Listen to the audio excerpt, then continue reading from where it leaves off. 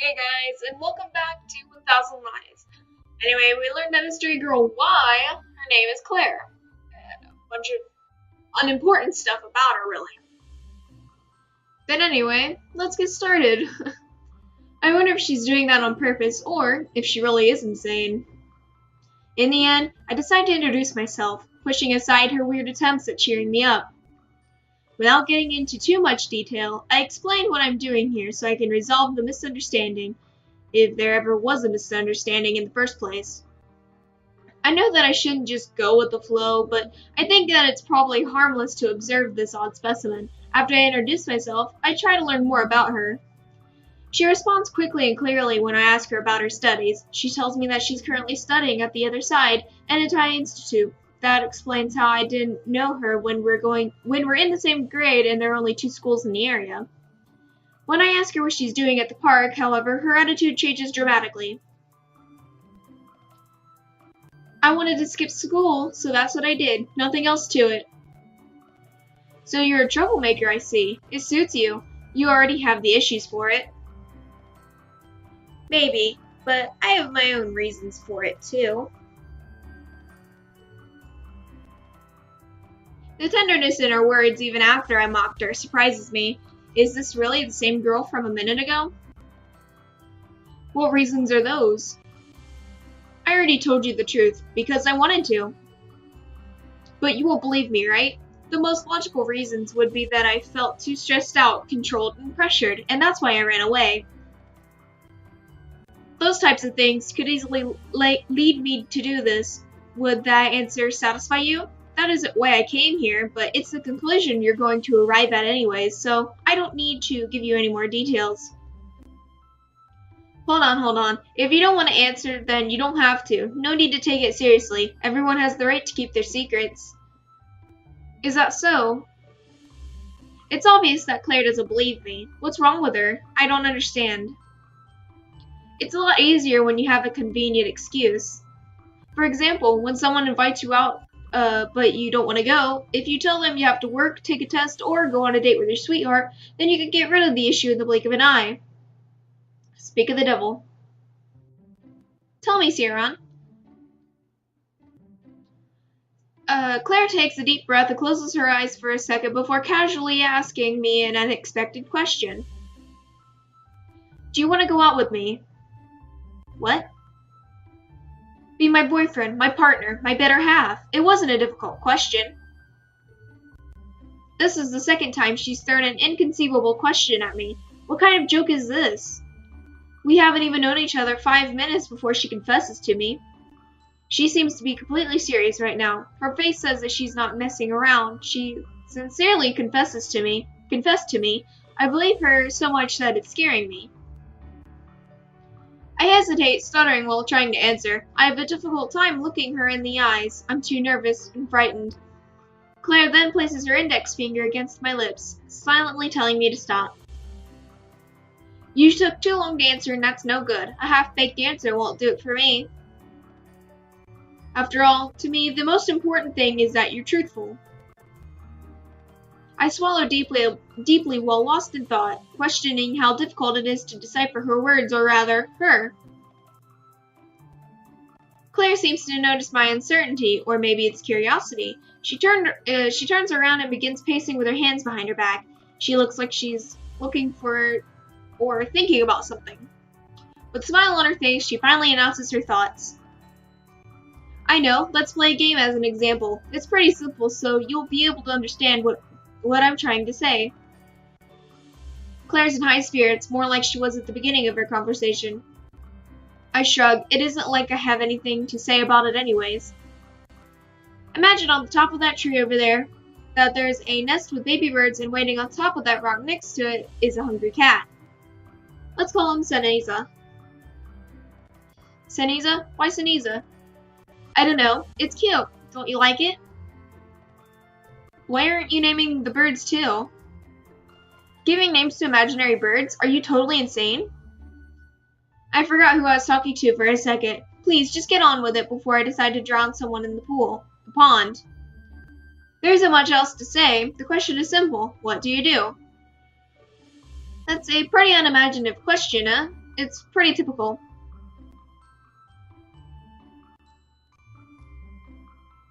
You know, if you scare the cat away and save the chicks, then the cat will die of hunger. If you help out the cat, then the birds will die. In the end, you have to choose one. Choose who dies and who lives. Most people would just let nature take its course since you can't have everything work out perfectly all the time. It's the circle of life, Simba and stuff. That's the problem, though. Aren't you a part of nature too? It's easy to forget when it's convenient for you. If I chose to take the cat with me, then I'd have to do it for everyone, so it's not viable. I can't involve myself anyways, because maybe the cat prefers to live that way. Those are the excuses we make so that we can benefit the most in the end, to make our lives easier. And there's nothing wrong with that. We're only human. There are times when even our selfish decision is the best one too. But can you accept what comes afterwards?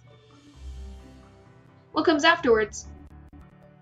That's why I don't plan on explaining myself to you any further, and why I won't accept any half-baked love confessions from anyone. Get it? Next time, try to do a better job, alright? For some reason, it all seems to make sense to Claire, but I'm not as convinced. I don't know what the hell she just tried to explain to me at all. Some say it's impossible to understand women. This lady wins first place, hands down, as the most complicated. Oh, I gotta go. I forgot my bag in the classroom, and if I don't go back before the next class starts, I might lose it. Why didn't you bring it with you? That's what I did. I also switched desks with another guy so it wouldn't look like I left. He isn't guilty of anything, but sometimes you gotta do what you gotta do to survive. Isn't that what you just tried to tell me? What are you even talking about? My criminal record. Nothing you should pay attention to. To be completely honest with you, I just wanted to get the last word in after your weird tirade. Don't worry about it, Siran. Not everything in the world makes sense. We're already ninja accomplices. Our bond is thicker than blood. You don't have to hide anything from me, comrade. I don't think anybody has ever gone to jail for skipping class, but if they do go after us, I plan on blaming it all on you, comrade. Boo, you were so nice the other day, and now you're acting like this. What a letdown, Siran. -50, affection. Don't give up, though. I know you better than that. Believe in yourself for me, alright? Until next time. Ending our conversation with words of encouragement, Claire starts to walk away. She turns around and enthusiastically waves to me after every couple of steps. So enthusiastic for a goodbye. And I just lost 50 affection. Now that I think about it, she said weird things last time too.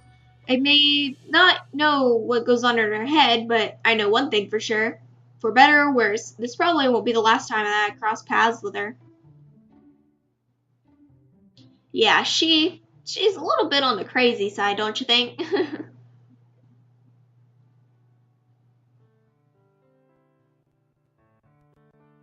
Come on. Game. Okay, there we go. Come on, you knew this would happen. You gave us your word. You have to do it. It'd be a lot of fun. Be positive. Besides, with such a long face, you'd get stuck in all the doorways. You don't want to get hurt, right? Hee. You could at least say something. You're too quiet. What's on your mind? I'm trying to think of a good place to hide a body. You only have yourself to blame, so stop moping around. As if we're on a crime show, Ziva came to my house to arrest me. With her, she brought a warrant in the form of a promise. I had promised that I'd follow up on that email if I lost the sled desk race, which brings us to now. I find myself trekking along to the sports center, unsure of what to do next. Ziva's accompanying me, but Oz couldn't make it for some reason. The point of all of this was clearly just to ruin my afternoon. Still, it was my gambling addiction that did me in. After all this, you haven't asked? Aren't you going to ask me what happened after you ditched class? Not really. Everyone imagined that all the tables grew sentient and started to run away. A 3-day suspension for both you and Oz. You're kidding me. Yes, hee. Don't joke about that stuff, woman. I pulled some strings to find out what the teachers were talking about, and there was a bit of everything. Nevertheless, I, the girl who owes you nothing and never asks for anything in return, came to your rescue and brought the teachers back to their senses. They rescinded my suspension after you spoke to them? I don't believe you. Well, about that. What happened? Hey, don't look that way. What are you trying to say? They agreed to go easier on you, but I had to barter with them. An insignificant detail, really. I don't like the sound of that. Go on. They said you guys have to learn your lesson, improve your judgment, blah blah, you know? So it turns out they desperately needed students to help them with. Austin, you are now officially the grad committee. You two have to help prepare the grad events. Stuff like that. Wait a second. I see a car going fast enough to kill me. If I jump in front of it, I'll be right back. Don't joke about that kind of thing. Jeez. We're all going to graduate soon. It's completely normal for a student committee to handle grad event preparations. You're going to work together with some students from the other side. Both schools have representatives, and together the joint committee has to plan and organize all of the grad events. Nobody from our school volunteered this year, so they decided that it was a convenient punishment. Like the good friend I am, I said I'd join too, so all three of us will be working together. So what do you think? Call an ambulance, but tell them not to bring any defibrillators. Let them know they can release my ashes over the ocean. Come on, stop joking around. It'll be fun. All we need to do is figure out what needs to be done for the events, plus each year is more or less the same. But I have to make an effort. It's work outside of school hours. I'll need to actually communicate with other human beings. You know, humans! Are you implying that I'm inhuman? Obviously. You didn't care about getting expelled, but you're worried about having to work. You're such a lazy ass. It reminds me of someone else. Look, being on the graduation committee is going to be tedious. Some students will want one thing and the others will want the opposite. You have to try and please everyone. It's too difficult. If there are no alternatives, then I guess I'll have to do it, but I'd rather just change the subject for now. Yeah, change the subject, I see. You know what? I've realized something. I already told you if I have to join that stupid committee, then I will. No, listen, I'm talking about you. I've realized that maybe what you're suffering from is schizoid personality disorder. I think I pronounced that correctly, but I could be very wrong. Are you making up diagnoses again? I told you to stop looking up mental illnesses on Wikipedia. You wanted to change the subject, didn't you? Here you go. You don't enjoy socializing, you're detached on a personal level, and your sense of humor is unsympathetic. At first I thought your writing obsession was a symptom of autism, but you don't seem to have any issues communicating with other people. However, it would make sense if you were a secret schizoid, since they're able to fake social interactions. Also, some schizoids share symptoms with those afflicted with Asperger's. It would make a lot of sense. Are you telling me that I'm autistic? Do you want to fight me or something? Just because I'm different doesn't mean that I'm crazy. Correct, you aren't crazy. A lot of psychologists agree that schizoids don't actually suffer from a disorder, but that their behavior is part of their personality. Just because someone acts differently doesn't mean that they're suddenly an alien. There are a lot of circumstances in which regular people can end up going crazy, surely from the power of suggestion. The best way to prevent this is to be confident. There's nothing wrong with acting differently from others or making a mistake. Ziva seems pleased with her evaluation. I can only respond in low spirits, but I still have to admit that she's dedicated. That's why you're going to give me your notebook so I can study it. We have to get to the heart of the matter. For the rest of the walk to the sports center, Ziva tries to steal my notebook by shoving her hands in my pockets. From the outside, this situation undoubtedly looks like Ziva's trying to tear my pants off. It doesn't help when she yells, "Come on, show it to me!" And it'll only be for a moment, let me see it. But if it is as wonderful as it appears, to be honest, I wouldn't even wish this on my worst enemy. Oh wait, Ziva is my worst enemy. In that case, I do wish it.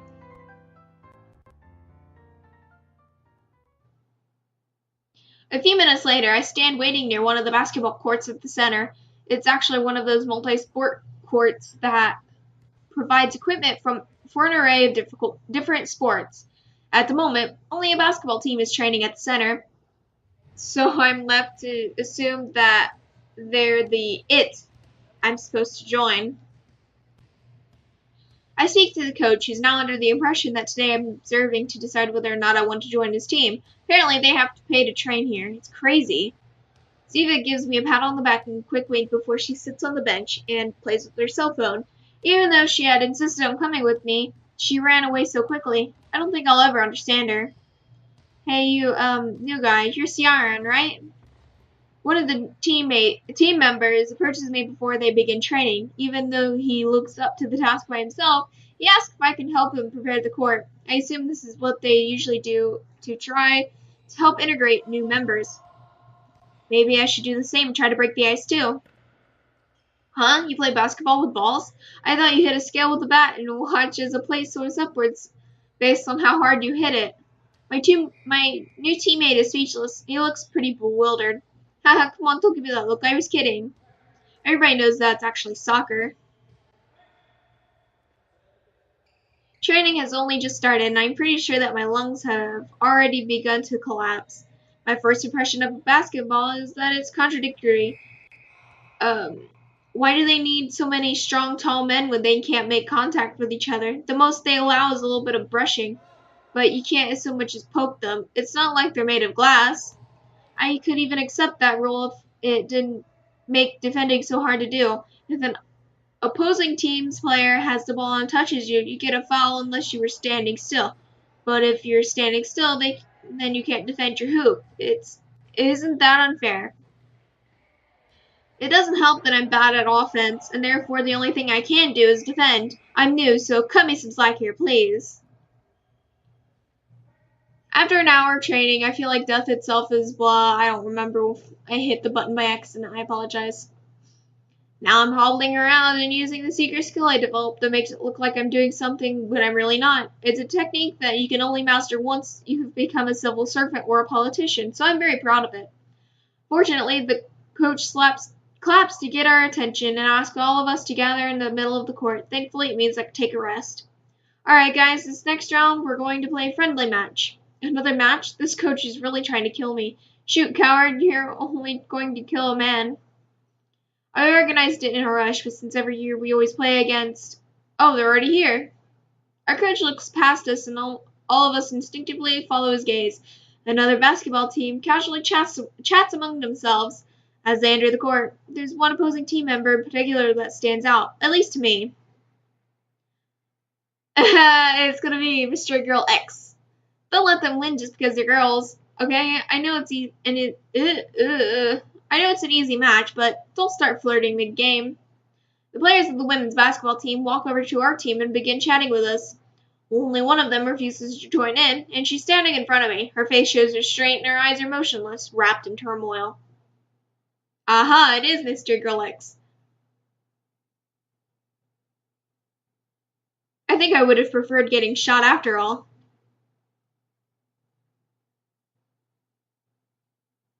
Our coach stands in the middle of the court and confirms that both teams are ready, and then with a nod signals us to start. The tallest player from each team meets in the center of the court.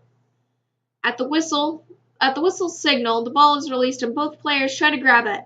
Everyone feels the tension between them. It'll for sure be a bloody battle of courage and beautiful collision of opposing souls brought together by a basketball.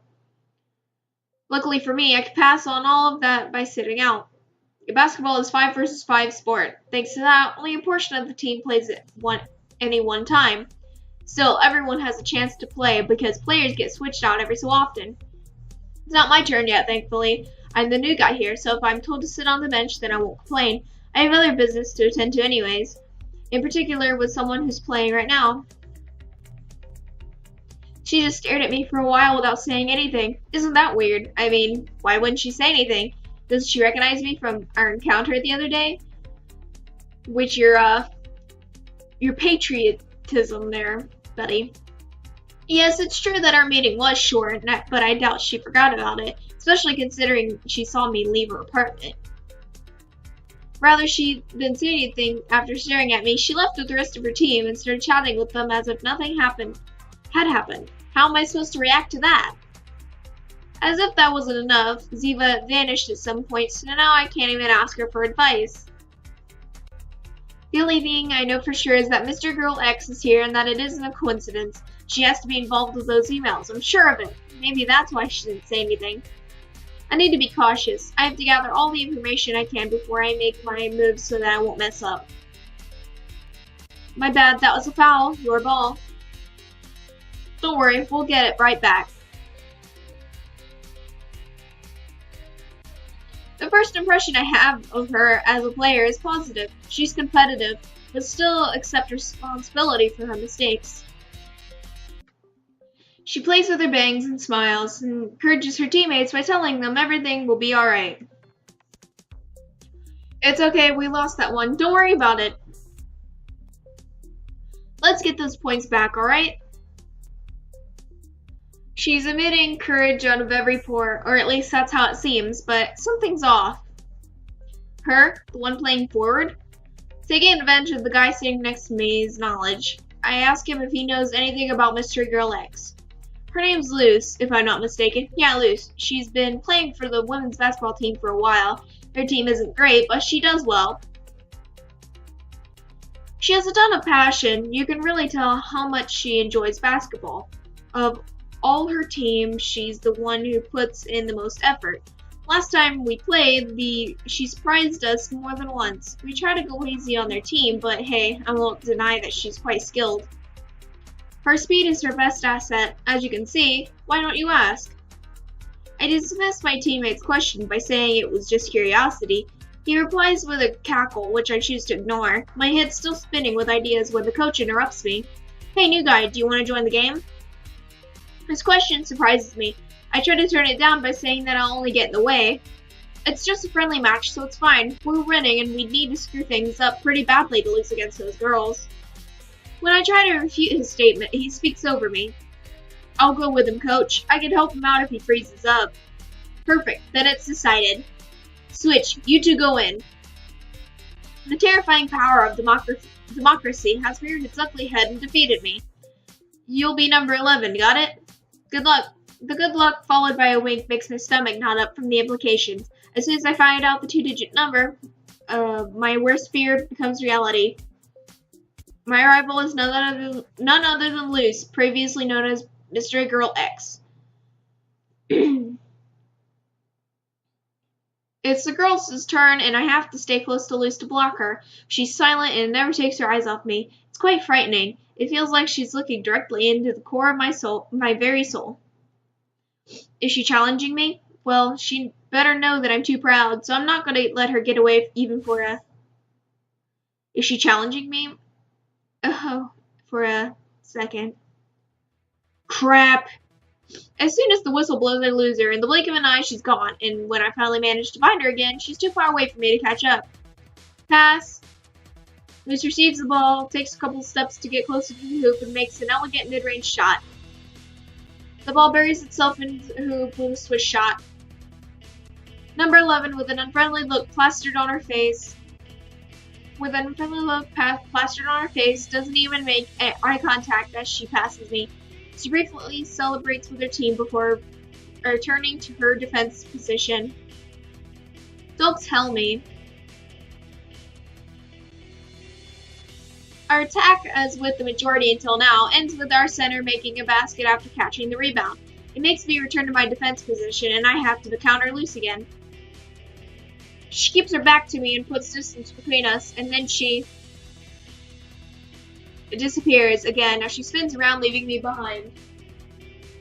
Luce's team passes her the ball with a bounce just as she finishes positioning herself perfectly, but just before she can make a shot, I attack her from behind, pulling on her shirt. Wah! She's shocked and loses her balance, dropped the ball in the process. In exchange, I get a foul and the game is paused temporarily. What's wrong with you? I shrug at her in response. Luce reacts by giving me a weird look of disbelief. Although she's trying hard to hide it, I can see a small smile strewn across her face. The game eventually resumes and the women's team starts with the ball.